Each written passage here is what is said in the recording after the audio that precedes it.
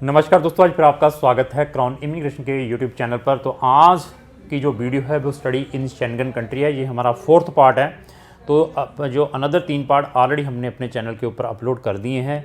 इन जो प्रीवियस जो 3 पार्ट थे उनके अंदर मैंने एक जनरल डिस्कशन की थी फर्स्ट पार्ट में। सेकंड पार्ट में मैंने 9 कंट्री शेंगन की कवर की थी। जो थर्ड पार्ट था उसके अंदर अनदर 9 कंट्री मैंने शेंगन की कवर की थी।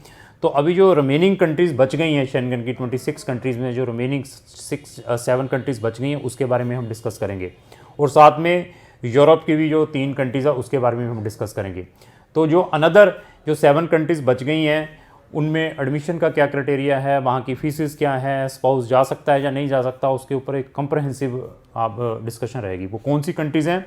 हमारे पास पुर्तगाल है, पोलैंड है, और हमारे पास Slovakia, Slovenia, Spain, Sweden and Switzerland.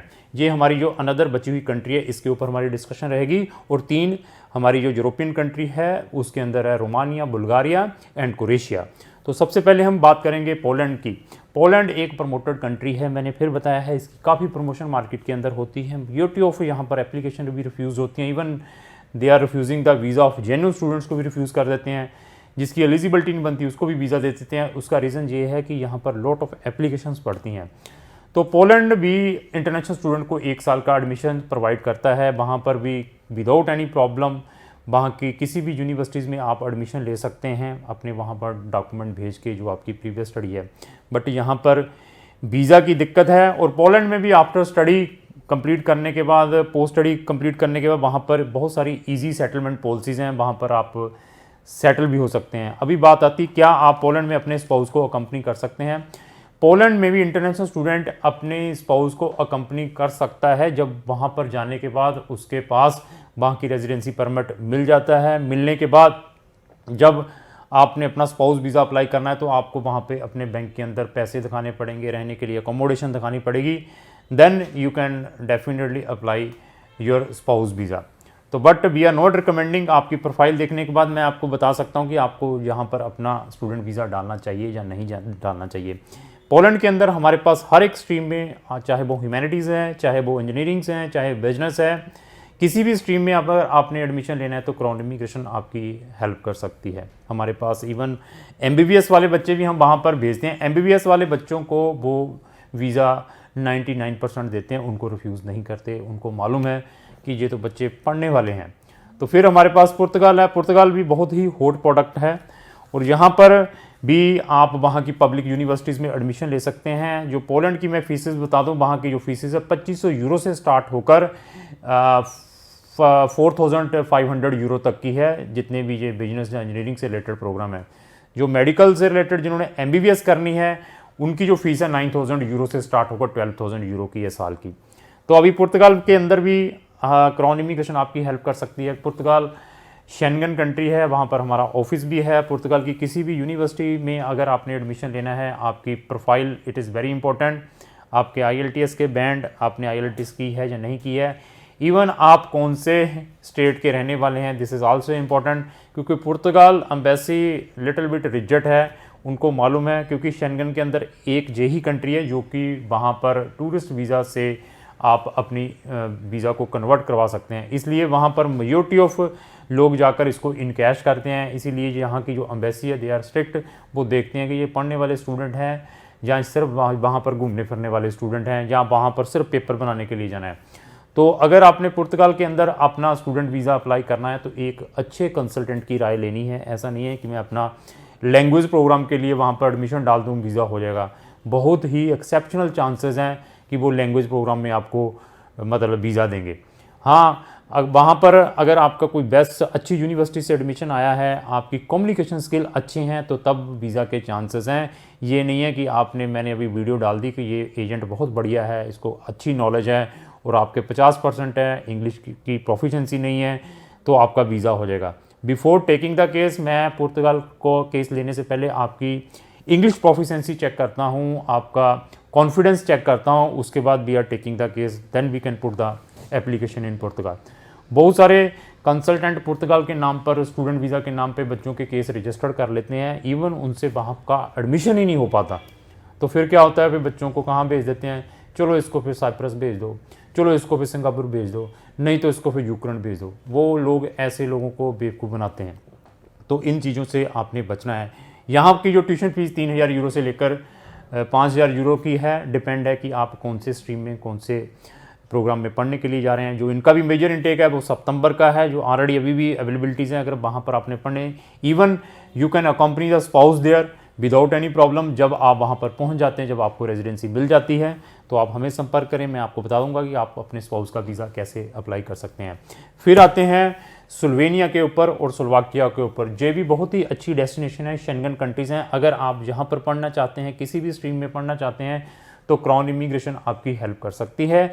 यहाँ पर भी हम बच्चों का MBBS में भी एडमिशन करते हैं। बाकी जो जनरल स्टडी है, इंजीनियरिंग है, ह्यूमैनिटीज़ हैं, जहाँ और बिजनेस से रिलेटेड है, वो तो प्रोग्राम हमारे पास हैं। और यहाँ पर एक इंटरेस्टिंग चीज़ ये है कि इन कंट्रीज़ में आपकी एप्लीकेशन फ़ीस नहीं है, आप अपनी एप्लीकेशन फ़ीस भी बचा सकते हैं। और वहाँ पर मेजॉरिटी ऑफ हमारे पास वहाँ की जो यूनिवर्सिटीज़ हैं, at the time of admission भी आपकी कोई इंटरव्यू नहीं लेती। और यहाँ पर केस देखने के बाद मैं आपको बताऊंगा कि आपका केस शेंगन की कौन सी कंट्री के अंदर, स्लोवेनिया में डालना चाहिए, स्लोवेकिया में डालना चाहिए। यहाँ पर आपकी सेविंग, जहाँ पर आपका रिस्क फैक्टर कम है, जहाँ पर आप अपनी इंटरव्यू फेस नहीं कर पाते, बच्चे हेजिटेट रहते हैं, बट IELTS में नंबर रहते हैं, तो वो कहते हैं कि हमें सर बताइए कहाँ पर आप अपना केस डालें, यहाँ पर इस टाइप की हर्डल देखने को ना मिले। तो उसमें क्राउन इमिग्रेशन आपकी हेल्प कर सकता है। फिर आता है हमारे पास स्पेन के अंदर हमारे पास वहाँ की पब्लिक यूनिवर्सिटीज़ हैं। अगर आप वहाँ की पब्लिक यूनिवर्सिटीज़ में पढ़ने के लिए जाना चाहते हैं, तो क्राउन इमिग्रेशन आपकी हेल्प कर सकती है। उनकी जो फ़ीस है 3000 यूरो से स्टार्ट होकर 5000 यूरो की है। हमारे पास वहाँ पर मेजॉरिटी ऑफ मास्टर प्रोग्राम है। हाँ, अगर आपने स्पेन में वहाँ पर बैचलर डिग्री के लिए जाना है, तो सेट मैंडेटरी है वहाँ की पब्लिक यूनिवर्सिटीज़ के अंदर। तो सेट के बगैर हम आपका केस नहीं ले पाएंगे, लेकिन वहाँ पर लिमिटेड इंग्लिश टोट प्रोग्राम है। बैचलर के अंदर कंपटीशन काफ़ी रहता है। फिर भी आप रिजेक्ट हैं कि मैंने जाना स्पेन है, तो आप हमें संपर्क कर सकते हैं। स्पेन के अंदर आपने कभी भी अपना जो वीज़ा है ओनली लैंग्वेज प्रोग्राम के लिए नहीं डालना है। मेजॉरिटी ऑफ रिजेक्शंस हैं स्पेन में। अगर आपने अपनी फ़ाइल अब एडमिशन आ गया, जब आपने एम्बेसीज़ में फ़ाइल लगानी है, तो उस टाइम आपने लॉट ऑफ प्रिकॉशंस लेने हैं, क्योंकि स्पेन एम्बेसी एवरी डॉक्यूमेंट को चेक करती है। और कौन कौन से इंपॉर्टेंट डॉक्यूमेंट है वो सिर्फ क्राउन इमिग्रेशन बता सकती है, क्योंकि हम ऑलवेज़ इन एम्बेसीज के टच में रहते हैं। हमारी ऑलवेज़ फाइल्स जाती हैं, कोई शॉर्टकमिंग्स आती हैं उसको हम रेक्टिफाई करते हैं, कोई इंटरव्यू आती हैं, वो डाटा हम रखते हैं अपने प्रोस्पेक्टिव स्टूडेंट्स से, या जो हमारे प्रेजेंट स्टूडेंट हैं उनके साथ शेयर करने के लिए। फिर हमारे पास आता है एक ही कंट्री है स्वीडन, जिसने लास्ट सेमेस्टर में 90% लोगों के वीज़ा से रिफ्यूज़ किए हैं, लेकिन उससे पहले इसने 95% लोगों को वीज़ाज़ दिए हैं। स्वीडन में आप on the same day you can fly with your spouse and dependent बच्चों के साथ। स्वीडन के जो इंटेक है ऑलरेडी फिनिश हो चुके हैं सितंबर के। लेट एप्लीकेशन में अप्लाई कर सकते हैं। लेट एप्लीकेशन में 50% चांसेस रहते हैं। स्वीडन ही भी बहुत ही अच्छी डेस्टिनेशन है। हम आपका केस देखने के बाद बता सकते हैं कि आप IELTS के साथ डालें, विदाउट IELTS के साथ डालें। किसी भी कंट्री में आपने अगर एडमिशन डालना है तो कोशिश करें जेन्युइन डॉक्यूमेंट लगाकर डालें। मैंने फिर बता दिया, दैट रीज़न स्वीडन गवर्नमेंट ने लास्ट जो सेमेस्टर में है मेजॉरिटी ऑफ जो जेन्युइन स्टूडेंट हैं उनके भी वीज़ा रिजेक्ट किए हैं, क्योंकि बहुत सारे गलत कंसल्टेंटों ने फेक डॉक्यूमेंट लगाने की कोशिश करके वहाँ से वीज़ा लेने की कोशिश की है। इसलिए स्वीडन गवर्नमेंट को पता चल गया, उन्होंने सब डॉक्यूमेंट को वेरीफाई करता है और बच्चे को फिजिकली इंटरव्यू के लिए बुलाता है। तो स्वीडन भी बहुत ही अच्छी डेस्टिनेशन है। प्रोफाइल देखने के बाद मैं बता सकता हूँ कि आपको 26 कंट्रीज में से कौन सी कंट्री में भेजना चाहिए। फिर लास्ट में हमारे पास आता है स्विट्ज़रलैंड।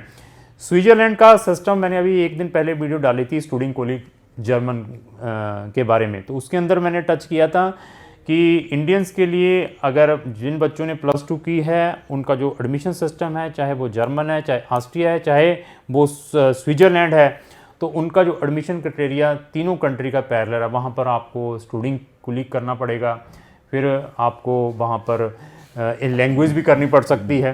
तो स्विट्ज़रलैंड में हम एक्सक्लूसिवली वहाँ की पब्लिक यूनिवर्सिटीज़ के साथ डील करते हैं।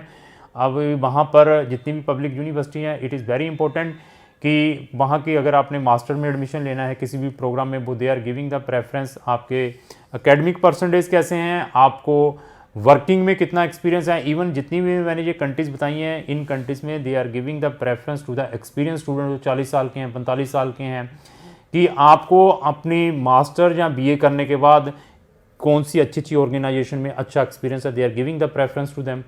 तो स्विट्ज़रलैंड में की जो फीसेस हैं वो भी ये लेकर चलिए 5000 यूरो से स्टार्ट होकर 7000 यूरो तक की हैं वहाँ की पब्लिक यूनिवर्सिटीज़ में।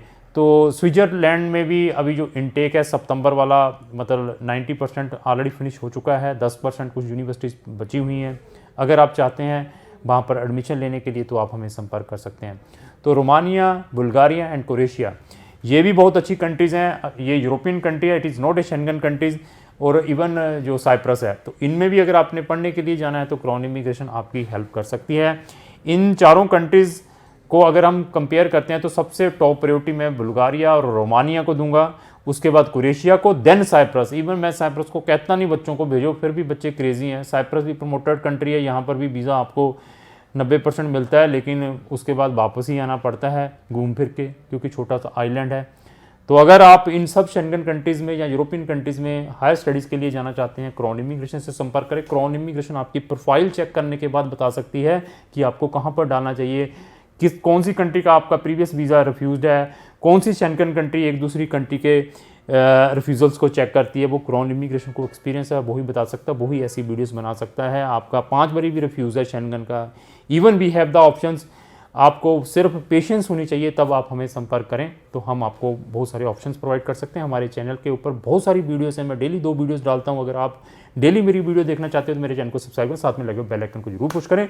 अगर आपको जो मेरी वीडियो अच्छी लगी तो लाइक एंड शेयर करना ना भूलें। Thank you.